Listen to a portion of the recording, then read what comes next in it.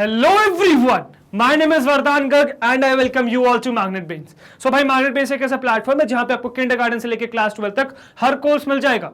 You can ask for anything. You can ask for CBSE board, you can ask for state board, you can ask for Olympiads, you can ask for NTSC, you can ask for NCERT book या किसी भी famous author की बात करें concern subject में. सारा content आपको मिल जाएगा हमारे प्लेटफॉर्म पे, मतलब या तो हमारे यूट्यूब चैनल पे या फिर हमारी वेबसाइट पे या फिर हमारे ऐप पे. यहाँ पे आपको मिल जाएगी quality education and that too free of cost. Yes, you heard that right, free of cost. Complete course set आपको मिल जाएगा free of cost. All you need to do is come and learn from those videos. Right देखते हैं आज हम इस video में क्या सीखने वाले हैं. तो यार आज हम इस वीडियो में रिविजिट कर रहे हैं एआई प्रोजेक्ट साइकिल को, पहले से रिविजिट कर रहे हैं, जिसमें हम इससे पहले की स्टेजेस कर चुके हैं पार. मतलब हमने प्रॉब्लम स्कोप कर ली है, हमने डेटा एक्वायर कर लिया, डेटा एक्विजिशन स्टेज हमारा हो गया, प्रॉब्लम स्कोपिंग हो गया, डेटा एक्विजिशन हो गया है, डेटा एक्सप्लोरेशन हो गया है, मॉडलिंग हो गया है. अब बचा आपका last stage which is the fifth stage which is evaluation. तो वो हम इस वीडियो में इस पार्ट में कवर करने वाले हैं. ठीक है, तो यार हम ये कर किसके चारों तरफ रहे हैं, तो NLP chapter natural language processing में चल रहा है, जिसमें हमने एक सिनेरियो उठाया था that was about depression in because of stress, right, या बिकॉज ऑफ मेनी थिंग्स. तो यार व्हाट हैपेंस कि यार क्योंकि हमारी दुनिया, आजकल की दुनिया जो है हमारी, वो बहुत कॉम्पिटिटिव है और छोटे छोटे स्मॉल टास्क्स में भी बहुत ज्यादा कंपटीशन है. ठीक है, लोग एक्सेल करने के लिए मेहनत करते रहते हैं, बट जब वो अपनी उम्मीद पे खरा नहीं उतर पाते तो क्या होता है भाई, डिप्रेशन होता है. राइट, अब वो डिप्रेशन को हटाने के लिए हमें क्या चाहिए, एक इंटरेक्शन चाहिए, एक सीबीटी चाहिए, मतलब कॉग्निटिव बिहेवियरल थ्योरी चाहिए, सॉरी थेरेपी चाहिए, नॉट थ्योरी चाहिए, थेरेपी चाहिए, कॉग्निटिव बिहेवियरल थ्योरी, सही थेरेपी. ठीक है, थेरेपी चाहिए हमें. अब वो थेरेपी साइकाइट्रिस्ट देगा, बट लोग यूजुअली कतराते हैं साइकाइट्रिस्ट के पास जाने से. तो हमने क्या कहा कि यार हम इस प्रॉब्लम का एक सोल्यूशन ढूंढ सकते हैं. तो हमने ये प्रॉब्लम स्कोप करी. तो प्रॉब्लम हमने ये स्कोप करी कि यार अगर हम एक ऐसा रोबोट बना दे, एक बॉट बना दे जो इंसानों से बात कर सके, ठीक है, इंसानों से बात कर सके, उनकी फीलिंग्स जान सके, है ना, उनके बीच, उनके दिल में जो भारीपन है वो हल्का कर सके, है ना, उनके मन में जो गुस्सा है या जो डिप्रेशन है, जो बात वो करना चाहते हैं लोगों से, वो कर सके उस रोबोट के साथ. और वो रोबोट बिल्कुल रोबोट की तरीके से फील ना हो, वो ऐसे ही लगे जैसे कि आप किसी एक इंसान से बात कर रहे हो, then that is perfect thing. Right, तो उसी चीज को हम आगे लेके जा रहे थे. तो आफ्टर प्रॉब्लम स्कोपिंग हम डेटा एक्वायरिंग पे चले गए थे. ठीक है, डेटा एक्विजिशन पे चले गए थे, डेटा एक्वायर कर रहे थे हम. उसके बाद फिर हम चल दिए थे डेटा एक्सप्लोरेशन में, फिर हम पहुंच गए थे मॉडलिंग पे. ऑल्दो ये सब स्टेजेस हम डिटेल में आगे कवर कर रहे होंगे, आगे आने वाली वीडियोस में हम डिटेल में कवर कर रहे होंगे. अभी हम आ गए फिफ्थ स्टेज में विच इज इवैल्यूएशन.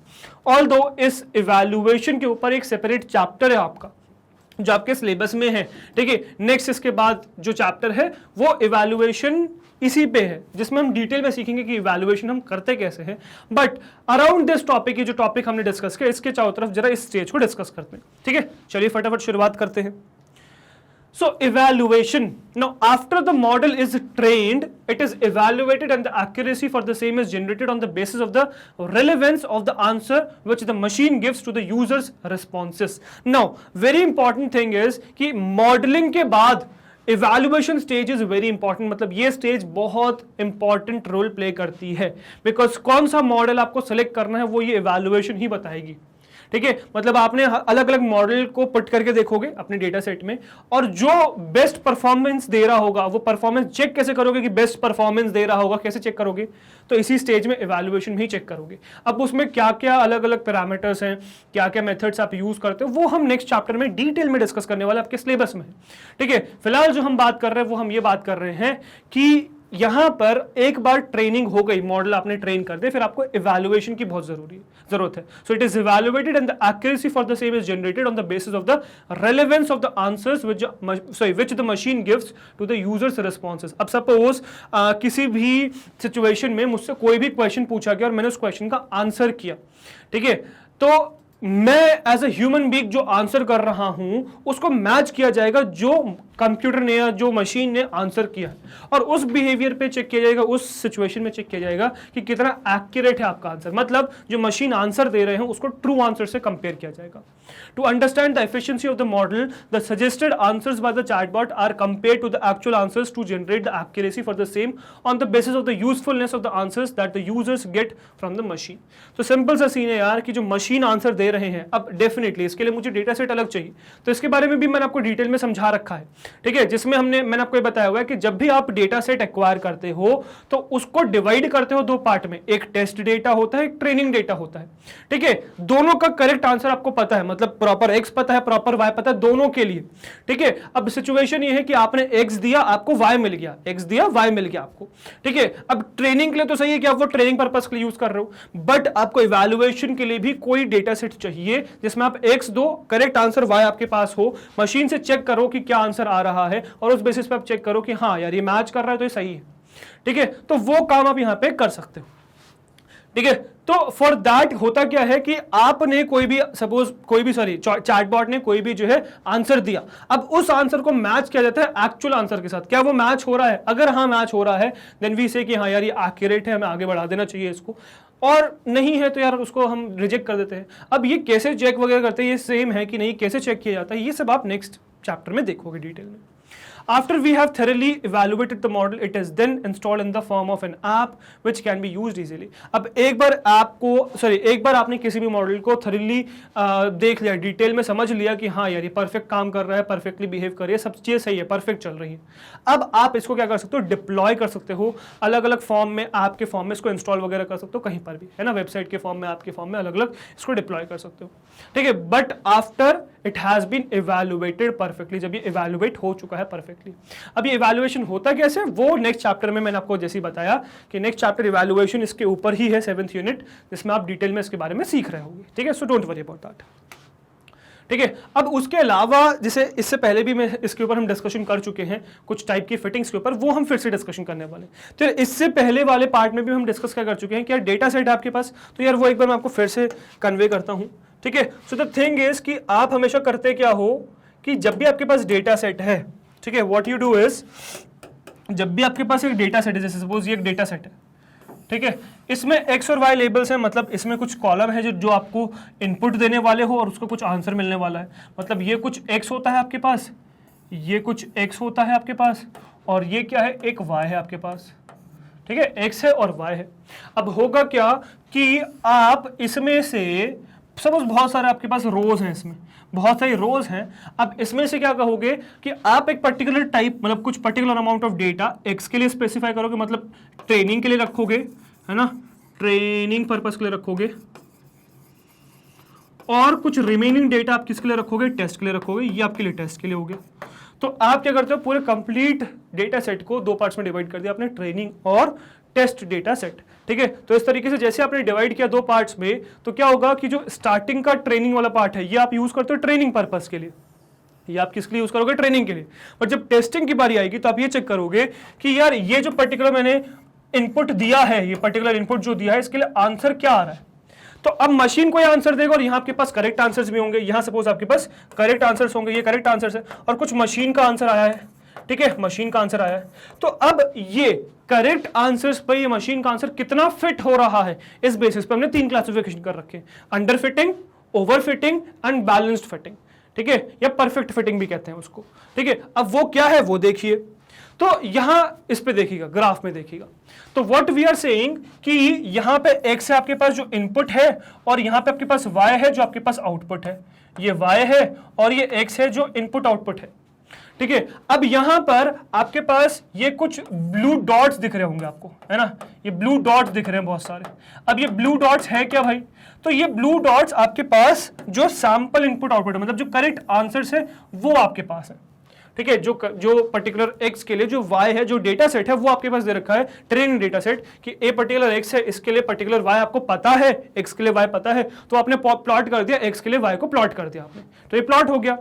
अब इसको फिट करने वाला जो करेक्ट मॉडल है, जो सही मॉडल है, जो परफेक्ट काम करेगा, वो ये ग्रीन से रिप्रेजेंट कर रहे हैं, ऑल्दो करा नहीं जाता है बट किया हुआ है, ठीक है, कोई बात नहीं, तो ग्रीन से रिप्रेजेंट करा हुआ है।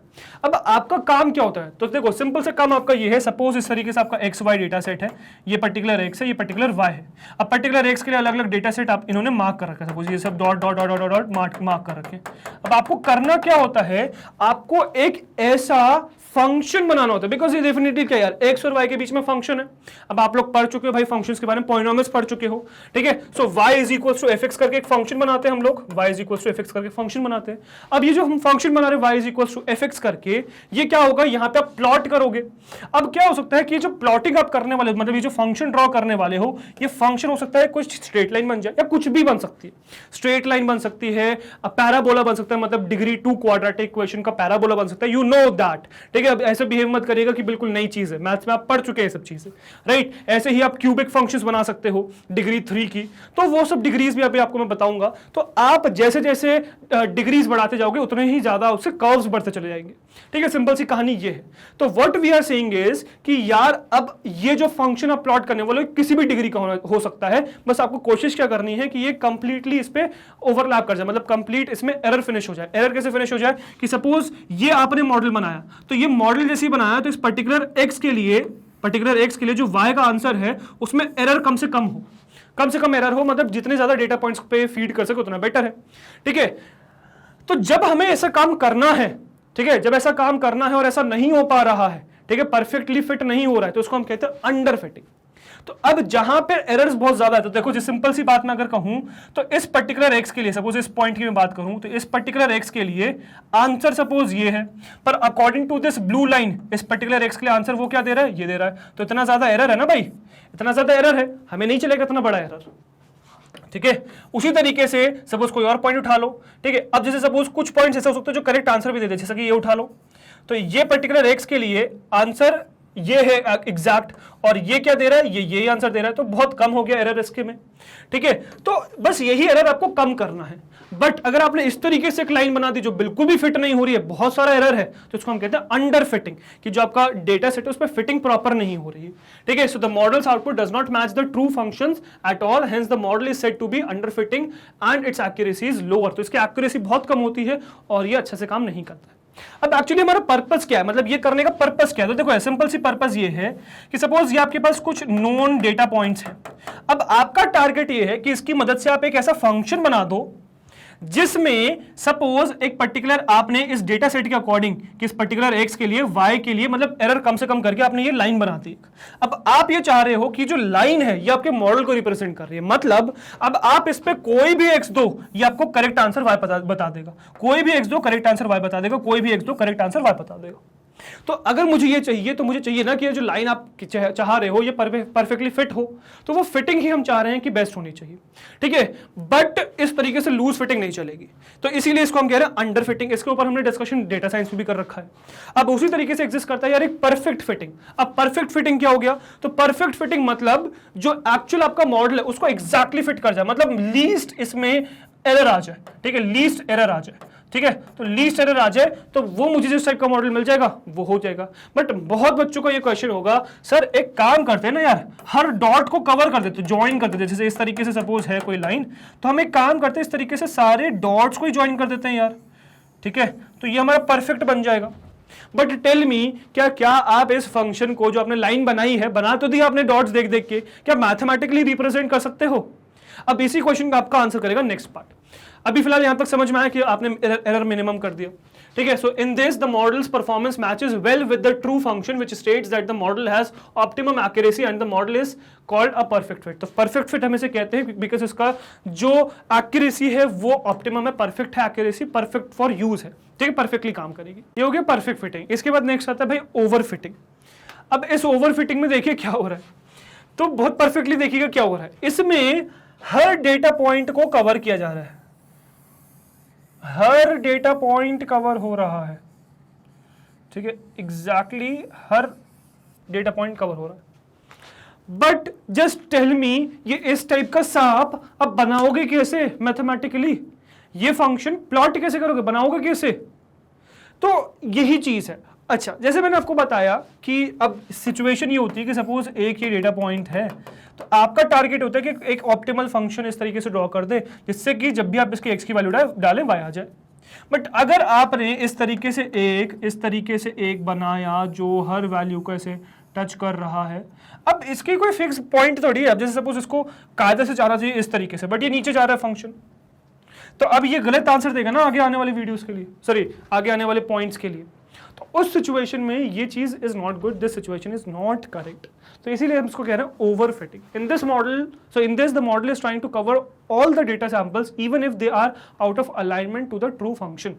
तो जो ट्रू फंक्शन है उसके साथ आउट ऑफ अलाइंड है, ठीक है, अलाइनमेंट में नहीं है, तब भी उसे कवर करने की कोशिश कर रहा है। So this model is said to be over fitting and this too has a lower accuracy, इसकी भी एक्यूरेसी कम होती है। मतलब अगर मैं कंक्लूड करूं बात को, तो देखो सिंपल सी बात है कि आपको बहुत सारे डेटा पॉइंट्स पता है इस तरीके से, ठीक है, बहुत सारे डेटा पॉइंट्स पता है। आपको कोशिश ये करनी है कि इसमें मिनिमम टू मिनिमम आप प्लॉट कर सको जिससे कि एरर मिनिमम टू मिनिमम हो, ठीक है, मतलब मिनिमम टू मिनिमम क्या, एरर हो। मतलब जब आप इसे प्लॉट करो तो हर पॉइंट्स के बीच का जो ये लाइन के बीच का जो गैप है वो मिनिमम टू मिनिमम ऐसा आपको प्लॉट करना है कि एरर मिनिमम से मिनिमम। बट साइमल्टेनियस आपको ये भी चेक करना है कि जो फंक्शन आप बना रहे हो ये बहुत ज्यादा कॉम्प्लेक्स ना बन जाए। कॉम्प्लेक्स फंक्शन कब होता है, जब उसके जो x है, सपोज आप लिख रहे हो y is equals to f of x, अब इसमें जो x आ रहा है वो बहुत बड़ी बड़ी डिग्रीज का, जैसे सपोज अगर मैंने सिर्फ लिखा x प्लस 2 तो एक सिंपल फंक्शन है, फिर मैंने लिखा x square plus 2x plus 3, थोड़ा सा कॉम्प्लेक्स हुआ, ठीक है, फिर मैंने लिखा x की पावर 3 प्लस x की पावर 2 प्लस x प्लस 2 या 1, इस तरीके से बैठा। तो कॉम्प्लेक्सिटी बढ़ती जा रही है फंक्शन की, और ये कॉम्प्लेक्सिटी जैसी बढ़ेगी तो वो जो फंक्शन आप बना रहे हो वो हर डेटा पॉइंट्स को कवर करने लग जाएगा। इसीलिए यहां पे लिखा हुआ है डिग्री 5। Y degree 5? क्योंकि ये x की पावर 15, सॉरी x 5 कह रहा हूं मैं, 15 है डिग्री 15, क्योंकि x की पावर 15 ले जा रहा है। इससे पहली वाली सिचुएशन में अगर आप देखो तो कॉम्प्लेक्स कम है, डिग्री 4 है, पावर x की पावर क्या है, 4 है। और इससे पहले वाला अगर आप देखो तो ये डिग्री 1 है, ये लीनियर फंक्शन। मतलब डिग्री आपको कम से कम रखनी है, बट साइमल्टेनियसली आपको डेटा पॉइंट्स के बीच में जो गैप है, मतलब जो एरर है, वो भी आपको रिड्यूस करना है। जैसे ही आप ये चीज अचीव कर पाओगे तो आपका मॉडल परफेक्टली फिट हो जाएगा, और यही है आपकी इवैल्यूएशन, यही चीज तो है इवैल्यूएशन।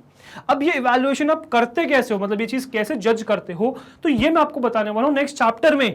उसमें अलग अलग मेथड्स हैं आपके, अलग अलग चीजों, मतलब अलग अलग स्टेप्स हैं, मेथड्स हैं, जैसे आप इवैल्यूएट कर सकते हो। और इवन हर सैंपल में या हर सिचुएशन में, हर मॉडल में आपका सेम इवैल्यूएशन मेथड भी नहीं लगता। तो वो सब चीजें हम डिस्कस करेंगे नेक्स्ट चैप्टर में, so you don't have to worry about that. फिलहाल बस ये समझिए कि आपका ये evaluation stage is very important, ठीक है। इस इवैल्यूएशन को करना बहुत जरूरी है आफ्टर मॉडलिंग, बिकॉज मॉडल जो भी आप सिलेक्ट करते हो वो इस इवैल्यूएशन पे बेस्ड ही करते हो। अगर कोई मॉडल परफेक्टली इवैल्यूएटेड नहीं है, अच्छा इसकी एक्यूरेसी नहीं है, अच्छा परफॉर्म नहीं कर रहा, तो उसको आप डिप्लॉय नहीं कर सकते, उसको यूज नहीं कर सकते। उसके बाद 3 टाइप की फिटिंग्स होती हैं, ठीक है। तो एक होती है अंडर फिटिंग, एक होती है ओवर फिटिंग, एक होती है परफेक्ट फिटिंग।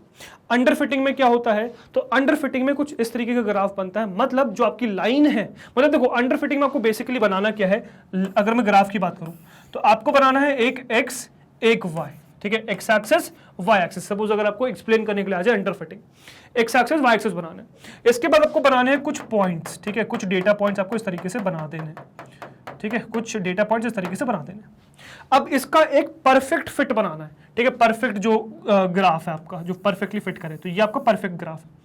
अब इसको अंडर फिटिंग कब बोलेंगे, जब ये अटेन करने के बजाय एक कोई लाइन इस तरीके से स्ट्रेट आ जाए, तो इसको अंडर फिटिंग कह रहे हैं, ठीक है। So the model's output does not match the true function at all. तो जब ये जो मॉडल आपने बनाया है ये ट्रू फंक्शन को बिल्कुल भी मैच ना करे, तो उसको हम कहते हैं अंडर फिटिंग, ठीक है। Hence the model is said to be under fitting and its accuracy is लो।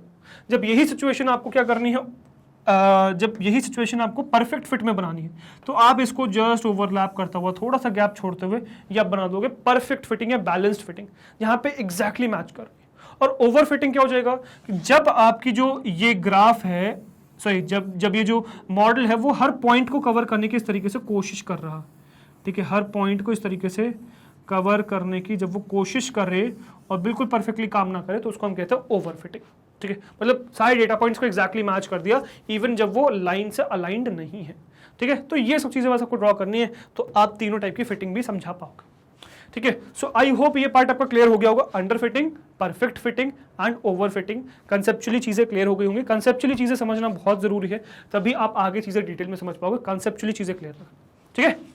चलो, तो ये था यार आपकी evaluation stage.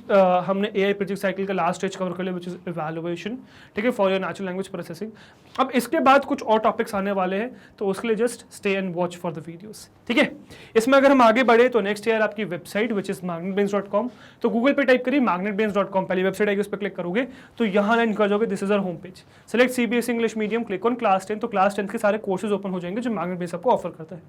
Scroll down, search for artificial intelligence, click on watch now, तो आर्टिफिशियल इंटेलिजेंस की सारी वीडियोस ओपन हो जाएंगी चैप्टर वाइज, किसी भी चैप्टर पे आप क्लिक कर सकते हो, उस चैप्टर की सारी वीडियोस ओपन हो जाएंगी, किसी भी वीडियो पे क्लिक कर सकते हो, वो वीडियो प्ले हो जाएगी, जिसमें प्ले पॉज आगे पीछे स्पीड कंट्रोल, वॉल्यूम कंट्रोल, सारे ऑप्शंस होंगे आपके पास, जिसकी मदद से आप इस वीडियो को कंट्रोल कर सकते हो।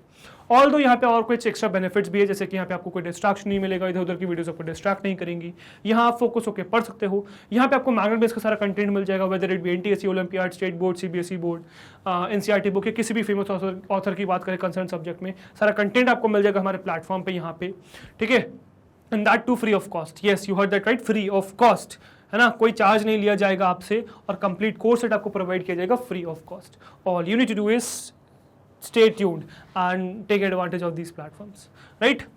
और गाइस, अगर आपको हमारी मेहनत अच्छी लग रही है, कंटेंट पसंद आ रहा है, वीडियोस अच्छी लग रही हैं, प्लेलिस्ट अच्छी लग रही है, अगर आपको लगता है कि आप हर रोज हमसे कुछ नया सीख रहे हैं, अगर आपको लगता है कि आपको आपके एग्जाम्स में हेल्प हो रही है हमारी वजह से, सो हमारे साथ यानी कि मैग्नेटब्रेन्स से जुड़े रहिए, बिकॉज हम लाते हैं आपके लिए किंडरगार्टन से क्लास 12 तक हर कोर्स फ्री ऑफ कॉस्ट, हर कोर्स में हम आपके साथ हैं। सो वी एक्सपेक्ट आप भी हमारे साथ इसी तरीके से बने रहेंगे, राइट? मैं आपसे मिलता हूं नेक्स्ट वीडियो में, till then goodbye, thank you very much.